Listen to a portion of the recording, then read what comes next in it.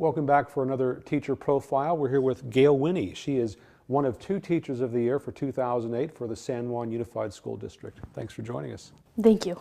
Well, tell me about where you teach and what you teach. Well, I teach at Citrus Heights Elementary, which is on Auburn Boulevard in the San Juan Unified School District. I've been there for 7 years now, and I'm a general classroom music teacher, and I'm one of 18 primary music specialists. They call them music specialists now, but that's a music teacher. And I teach 1st through 6th grade general music. And so is it chorus, is it choral? I mean, tell me what you touch upon when you teach elementary students about music. Elementary students, I teach them little history, theory, sight singing, basic notation, reading notes, reading rhythms, some composition, a little bit of everything. Now, in this day and age when there seems to be such a strong emphasis on, reading, math, and science, it must be kind of nice and fulfilling for you to be able to teach children about music. It is, because music and all of art forms address emotional intelligence, which is important.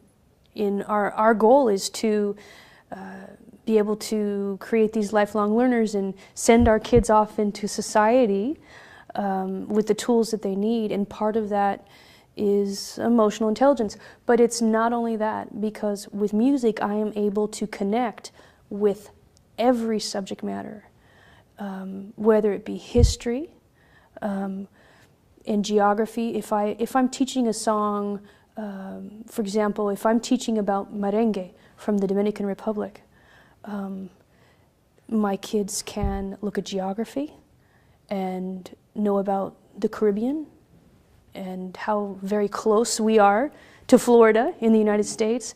And my kids know that this particular island has 2 islands, Haiti and the Dominican Republic. They can tell you that. And it's all because of connecting with music to the other subject matters.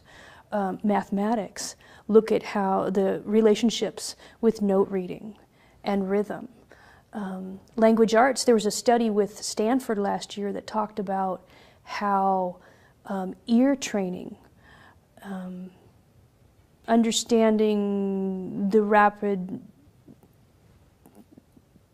succession of sounds, how that can help people who have dyslexia. So you take music and you just weave it in through all the curriculum? Everything, yes. Do you find that challenging? I find it challenging because of the different grade levels, and because I want to do a good job. I want to do the best job I possibly can, so it's challenging in the way that I have to be really disciplined, and I have to study and be really, really well prepared for it to go off well. Right. Well, what do you think are some of the big challenges overall facing teachers these days? Right now? Yes. I think the biggest challenge right now has to do with assessment, and I think that we really need to focus on classroom assessment. And I know myself, on a personal level, that's something that I'm working on, involving students more in their own learning, involving students in the assessment process, more of an assessment for learning approach, so that there's a really good balance between things like state assessment, that type of summative assessment, and what goes on in the classroom. Now, what inspired you to be a teacher? Oh, I told you, I also am the education director for the Sacramento Philharmonic Orchestra, and it's really funny because it all started with the flute. I don't play the flute. The reason why I don't play the flute is because I signed up for band class, I was given a flute, I took it home, and I cleaned it with Comet and a Brillo pad, and I came back to class. And I was all excited. I was ready for band class. I took out my flute, and my teacher's face was like purple. And he never was unkind. But I thought, I've seen that look before, and I think maybe he's not going to be real happy about something. Anyway, I destroyed this poor instrument. I took the finish off of it. It looked like nothing you can even imagine. And he sent me very graciously, took the flute, and he sent me to the choir room. And in the choir room is where the magic happened for me. I had a wonderful teacher, and her name was Gayle Winney. And she was my classroom teacher for general music, just exactly what I do. And she was also my choir teacher all the way until 8th grade. So I had this person from 3rd through 8th grade. And sadly, she fell ill with cancer when I was in college. So I did have some time to interact with her kind of as an adult. I was a very young adult, so my thinking's not really the same as it was then. I think I appreciate her even more now. But the last time I spent with her, she was ill and she was in bed, and I would go visit her. She was close to the junior college. She was living near Sac City College at the time, and I was attending Sac City College. And I would go visit her, and I have this picture of her being sick in bed, but her eyes would just light up when I would come over with my backpack, and she would. I can remember the last time I saw her. She's like, "How's school?" And I said, "Well, it's good. Well, how are you doing in this subject? And how are you doing in this subject?" And where are you having problems? And I said, "Well, I'm having problems with rhythmic dictation. That's when you hear something and you write it down, a rhythm." I said, "I'm having a hard time with that." She goes, "Well, get out a piece of paper and let's get to work." So even then she was teaching you. So exactly. And so I think about things like that and the impact that she had on my life.